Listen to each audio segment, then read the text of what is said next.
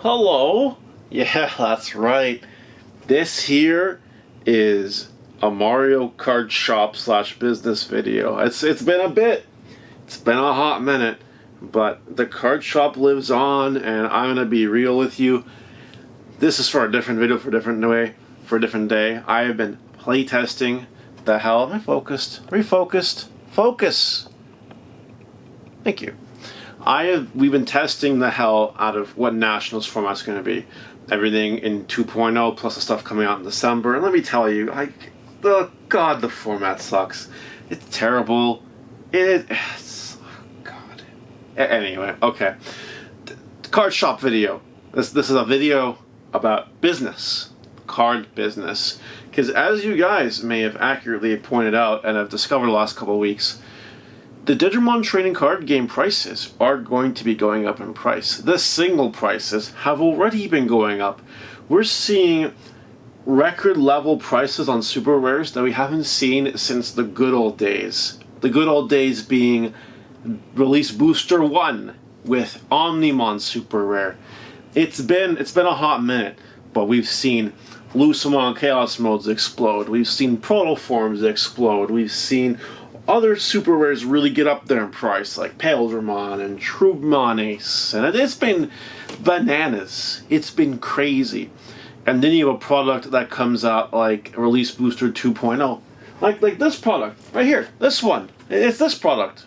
It's it comes out, and like nothing in the set's expensive. It's a perfectly budget set. What the fuck is going on? Like, hello? Do things make sense here? Anyway, I'm gonna give you the laydown here as a card shop owner slash entrepreneur on how I'm making money, right? So yes, I'm buying my cards from a distributor, the sealed product. I do that, and then I sell it for profit.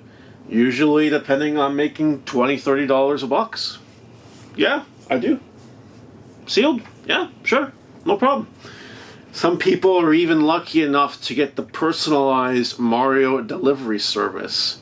There was one particular person who I drove all the way to deliver a case of Release Booster 2.0 in Canada, eh?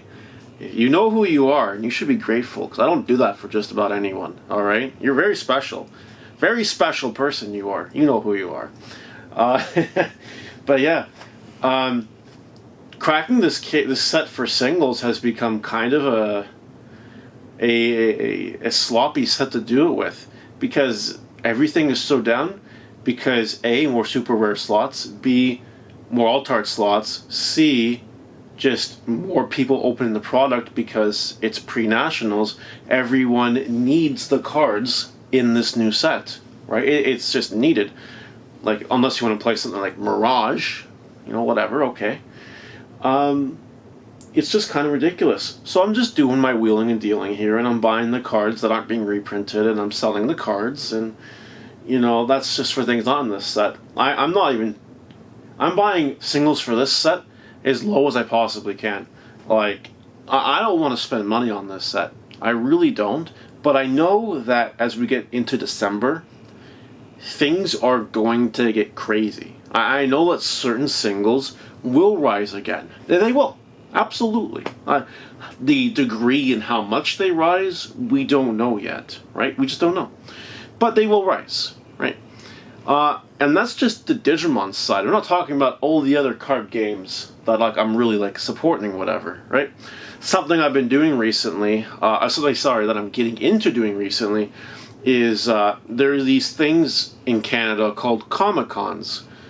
They are events that are held where you sign up, you can be a vendor and you can vend, or you sign up as a guest, you pay an entry fee, you go in, you look at all the vendors and all the cool stuff, and sometimes you have special events depending on where it is and all that, and I'm starting to sign up for those a lot. Why? Because they're a great way to buy and sell product, and it's a really good way to kind of brand yourself, right?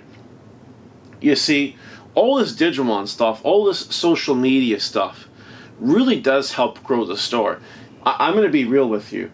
COVID, when it hit, scared the fuck out of me. I knew the store would be fine. Why? because even at that point in time, the store had such a huge online footprint, because at the time my channel was just growing, right? On card shop videos, not on Digimon didn't exist. Digimon. That's funny, yeah. But yeah, no, the store was growing, and I could make sales online just easy, just whatever, just boom, sale, done. And I can still do that today. And I think one of the reasons why I get away with it is because, of the way I advertised it. So I know there are people that still message me, which is one of the reasons why I'm making this video. People will message me, and they'll say, hey, how do I do it in 2024? Like how? Is it still doable? I think you need to be careful. I don't think that card games are kind of in the same spot that they were pre-COVID existing.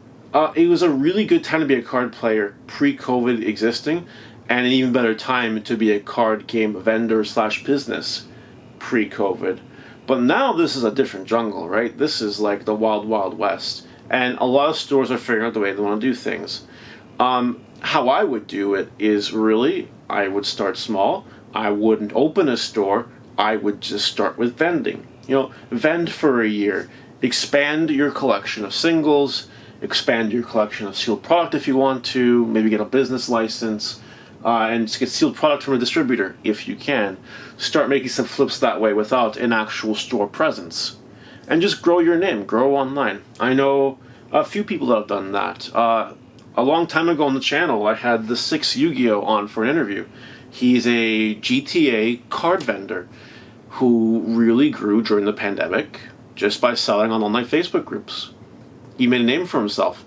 And he just did, pumped away. And he did fine. And he's doing great. And he's still vending Yu-Gi-Oh! Today. That's a cool thing. You could be the next guy that does that with your card game of choice, right? Yeah, I think all the card games have their own benefits. Digimon's great. I still do it. One Piece is great. The big three, Magic, Yu-Gi-Oh! Pokemon, they're great. Do those. Lorcana, it's fine. Do that too. Just start slow is the advice I'd give you, because a lot of stores did close during the pandemic, and it's really sad to see. It sucks. And a lot of people assumed that I was going to close too, which is why my channel fell off during the pandemic, is because people were like, oh, Mario's closing this shop. That's it. He's done. There's no way. Like, cool guy and everything, even though the Yu-Gi-Oh! Players that are big and famous, but he's just a little store. He's dead. And a lot of people with that false assumption unsubscribed, stopped watching, never turned back. And here we are years later, and we're fine. Just doing what I'm doing on a very smaller scale, because I'm doing other business. Do not let card games be your source of income until it can become your source of income, if that makes sense. Vend cards, but do other things. The card shop and the content creation that goes along with it, which is barely anything nowadays, it's the lowest income I have.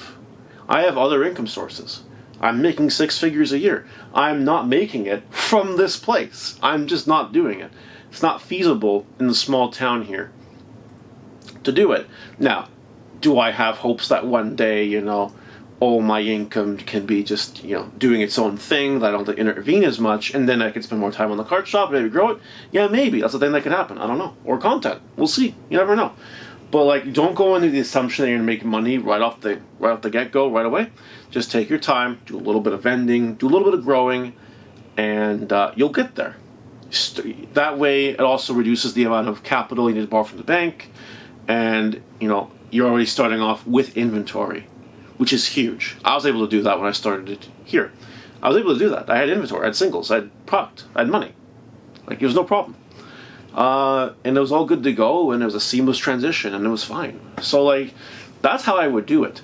And yes, you will have to compete with the big boys, the really big boys. In Canada, that's the 401 Games and the Dollies and all that. And in America, it's the PPGs and the Play TCGs and all those big stores. Those are people you got to compete with nowadays. You have to. But it's easy. It's easy if you do things in a certain way. For example, I never sell the pre-sales. Don't need to. Don't want to. Have no interest in it. I'll just sell things, as I sell them. Buy, sell. Buy, sell, buy, sell. Anything that I can do by myself, I do. You know, I don't need. I have a part-time employee. That's all I got right now. That's fine. It works. It's great. The card shop's still going, and you know, I'm at the point where so much of it is online business anyway. You know, I could close the store and continue online. That's a thing that could happen. I've thought about doing that, but I love this place too much. Oh God, so many memories. So many memories.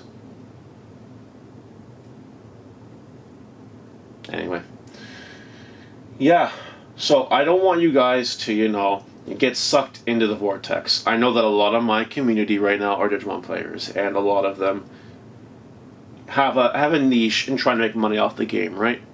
The way to do it is just to listen to me. Buy low, sell high. Listen to me. Other people might let you down. Me, I won't, because I give you the advice that I take myself in this store, and I'm still fine. And I think that's a big difference between me and like everyone else, pretty much. You know, if I give bad advice, you take my own advice and it sucks, my store could close, right? Like that's just a thing. Just lose money, lose money, lose money, lose money. But I take it very seriously. Just listen, take the advice, right? That's all you can really ask for. And it's still doable in 2024, going into 2025. You can still open a card shop, you can still do well, you can still do the things with the stuff. But I would definitely recommend not letting this be your income until it really can be your income. And that's it for today. Let me know what you guys think in the comments. If you want to see more videos of this, let me know. But yeah, hope you enjoyed.